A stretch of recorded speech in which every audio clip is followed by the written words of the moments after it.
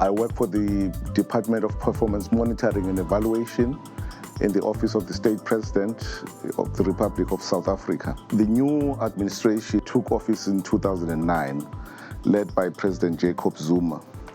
Saw a need, to change the whole approach from output and activity-based approach to outcome-based approach because of several reasons. For instance, in education and health, we have been spending large sums of money. Approximately 30% of our budget goes to education and health. Yet, the quality of our outcomes and services in those two sectors has not been satisfactory. For instance, a study conducted in 2003 on the trends in mathematics and science found that South Africa was ranking lowest, I think 264. We scored 264 out of an international average of 467, which shows that we are not doing very well in terms of quality of our outcomes. And yet, our expenditure is very high.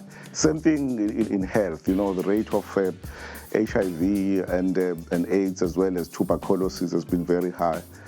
And yet, our expenditure in those areas. So we saw a need,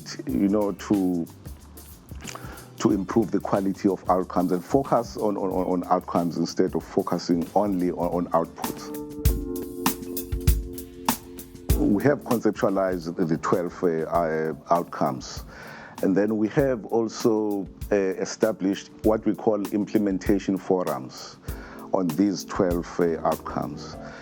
For each of these 12 outcomes, we've come up with, we have identified the needs, and then we have translated these needs into outputs, as well as activities, targets, and of course, measurable indicators for the whole, period of the term of this current government. So there are clear action plans for each of these 12 outcomes, and then we have also produced, these implementation forums have produced what we call delivery agreements. So these are binding, and we track our progress in terms of implementation of these outcomes using these delivery agreements, which we call outcome charters. At first, our approach was top-down, and we experienced some resistance. So that's why we felt a strong need to involve all the key stakeholders, partners. That's why in the implementation forums, we have different stakeholders, not only government departments across the spheres, but civil society, as well as other government agencies and all the necessary partners in a particular outcome or key result area. So there is buy-in, and we are reviewing, for instance, some of the delivery agreements in the light of some of the experiences and changes as we were implementing these delivery agreements. For instance, Outcome 9, it is, let me just tell you what it's all about. It says efficient, effective, and responsive local government. So, as I said, we have developed some outputs linked to these, there are about 7, aimed at achieving this particular outcome. Okay.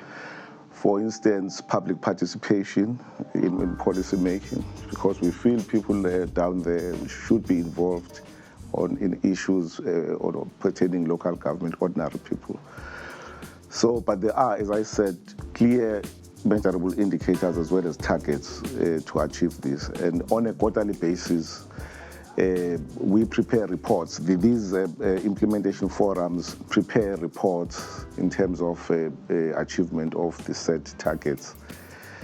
And we use a traffic light reporting system, whereby, for instance, if it is red, it means we are not meeting the target. There must be reasons for that, and then a strategy for improving. And then amber or red, or amber or yellow, it means, for instance, that partly we are partially achieving, but not quite well. And if it is amber, then we have to state the reasons why, and then also come up with strategies of improving. But if it is green, it means we are on track. And also, these report cards, we call them Program of Action report cards, and they also go to cabinet in a concise format, and responsible ministers do something. There's some intervention, and that is taking place. We started only, I think, this year. So far, I think we have about 2 quarterly reports. Mm-hmm. Yes, 2 or 3, yeah. Okay. But I must say also what I've not mentioned, other than the delivery agreements, the state president has signed performance agreements with individual ministers. Also, the agreements revolve around the 12 outcomes. So each minister, if they are, depending on the relevant outcomes in each ministry, the performance agreement is signed with the state president. And there are review meetings from time to time where the state president meets an individual minister to review his or her performance in terms of the signed agreement, performance agreement. We are going to have, for instance, according to this framework, an evaluation plan for the first time. Mm-hmm. And we have mentioned 6 types of evaluations that we think are very important, which are, for instance, design evaluation, diagnostic evaluation. These are ex-ante evaluation, and previously we did not have these types, and we experienced some challenges when in terms of some of our programs around the issue of design, and that is why we realized the need, for instance, to also to do design evaluations before even implementing the programs. And we have included implementation of process evaluations. We have also included what we call economic evaluations, including which include cost-benefit analysis, and then also impact evaluation.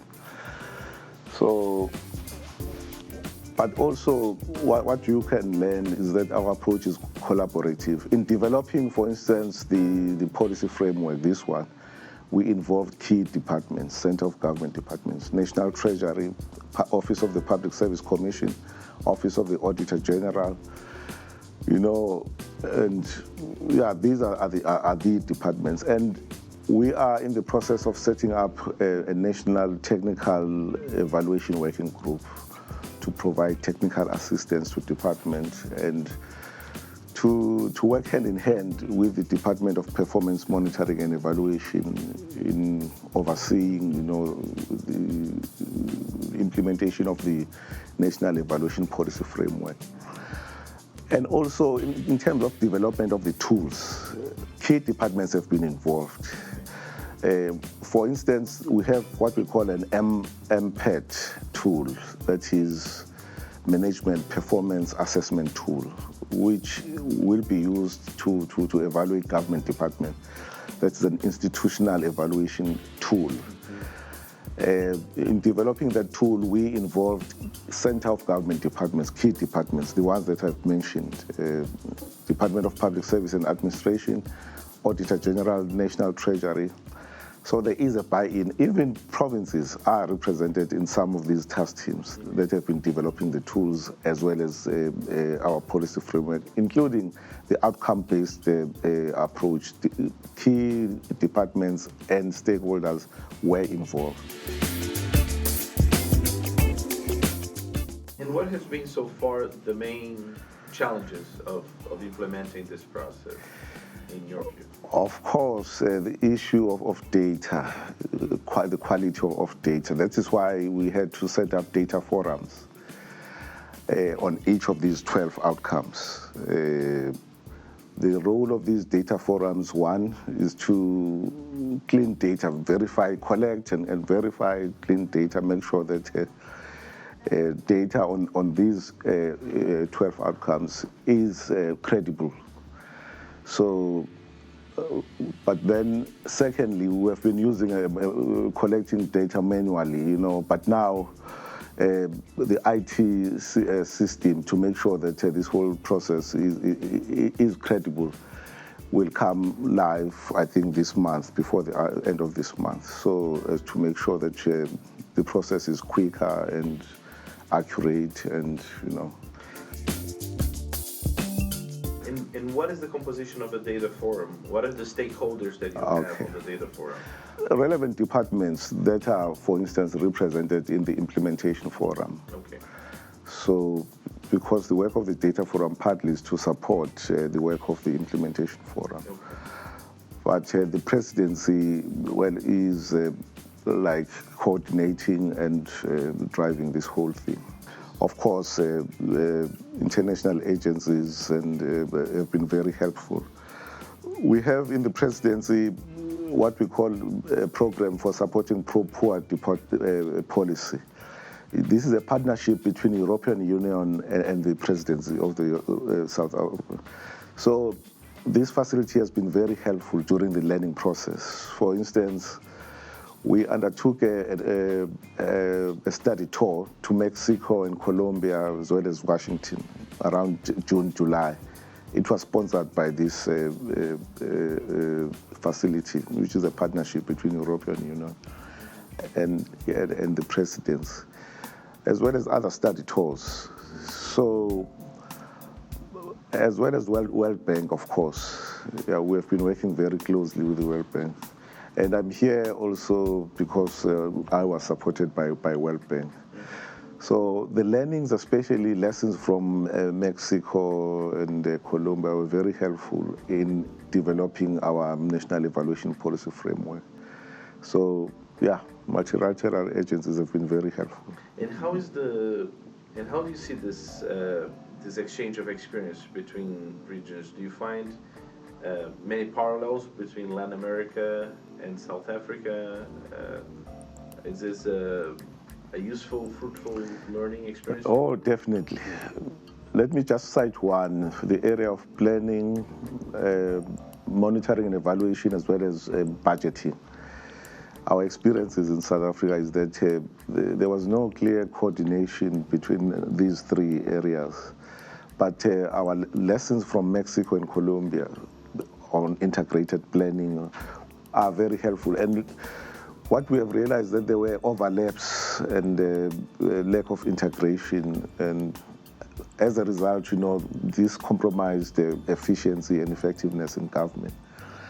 But now, that's why we're working closely with center of government departments to avoid these overlaps, and also to bring about synergy in planning, to make sure that lessons from evaluation inform planning, inform budgeting.